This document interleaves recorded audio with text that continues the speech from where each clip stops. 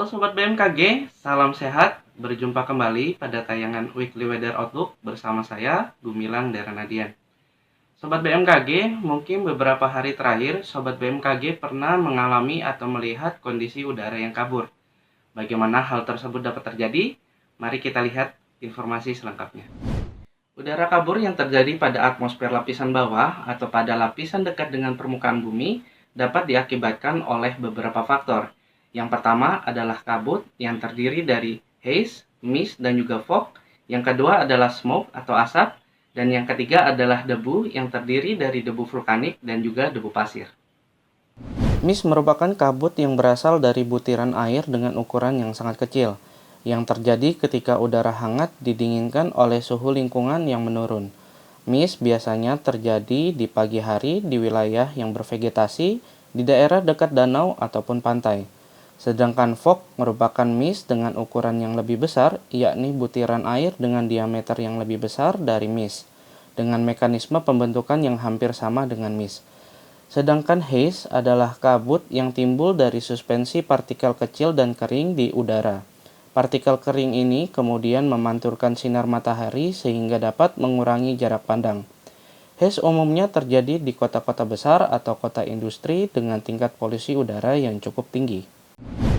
Nah sobat, tipe udara kabur yang sering kali kita jumpai terutama di wilayah kota-kota besar adalah haze.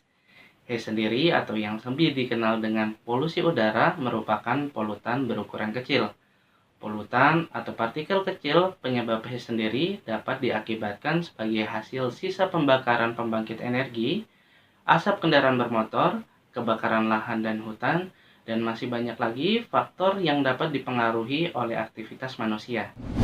Berikut ini adalah beberapa jenis polutan atau partikel kecil hasil dari aktivitas manusia yang dapat mengakibatkan pada polusi udara. Yang pertama ada karbon monoksida atau CO, yang kedua ada sulfur dioksida atau SO, yang ketiga ada hidrokarbon atau senyawa organik yang mudah menguap, yang keempat ada particulate matter atau PM, yang kelima ada nitrogen oksida atau NOx, dan yang terakhir adalah ozon lapisan permukaan. Beberapa faktor yang dapat memperburuk terjadinya polusi udara yakni yang pertama adalah aktivitas emisi gas-gas atau partikel-partikel polutan di suatu area yang terjadi secara terus-menerus. Kedua, populasi yang tinggi. Ketiga, daerah padat industri. Keempat, pembangunan gedung-gedung pencakar langit yang dapat menghalangi aliran udara atau angin yang umumnya mampu menyapu polutan.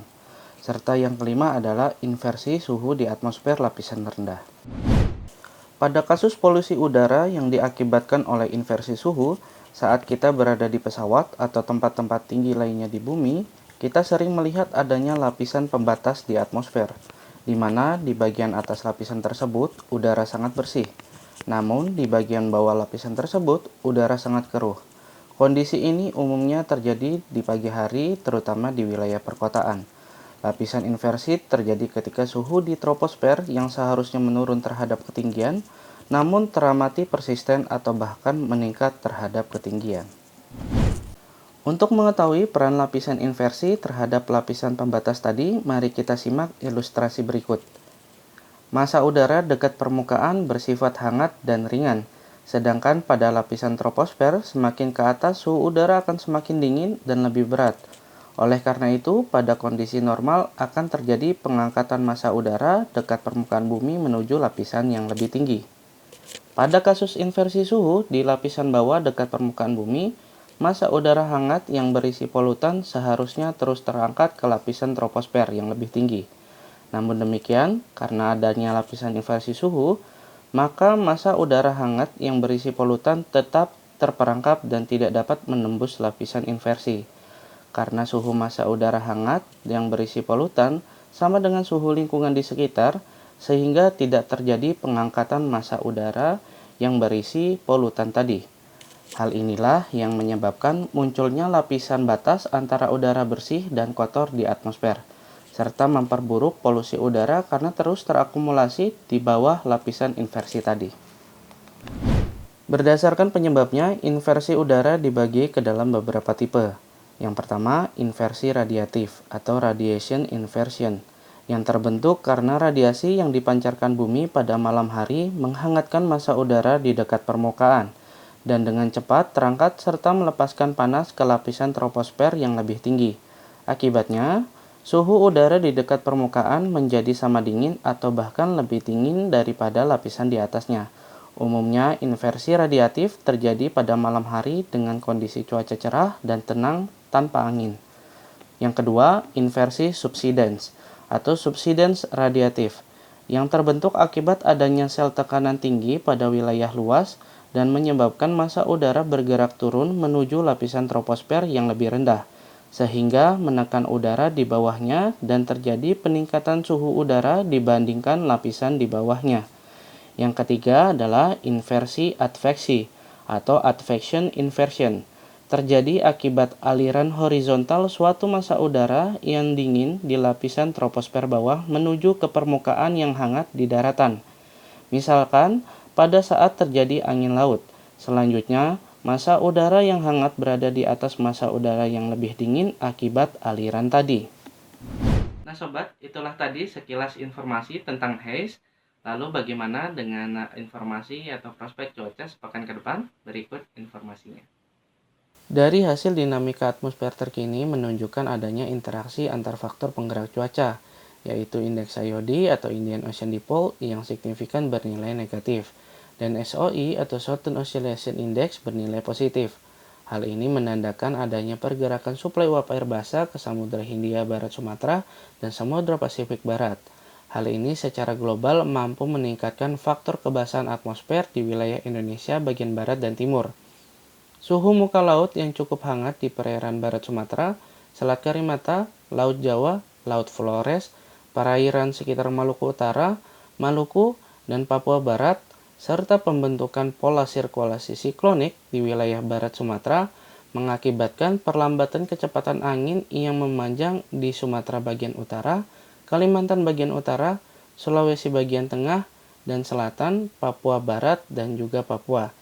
Selain itu, interaksi dengan kelabilan atmosfer dan kelembaban udara basah di lapisan rendah hingga menengah mendukung optimalnya proses konveksi secara lokal dan memungkinkan terjadi hujan dengan durasi panjang dan dapat disertai kilat atau petir.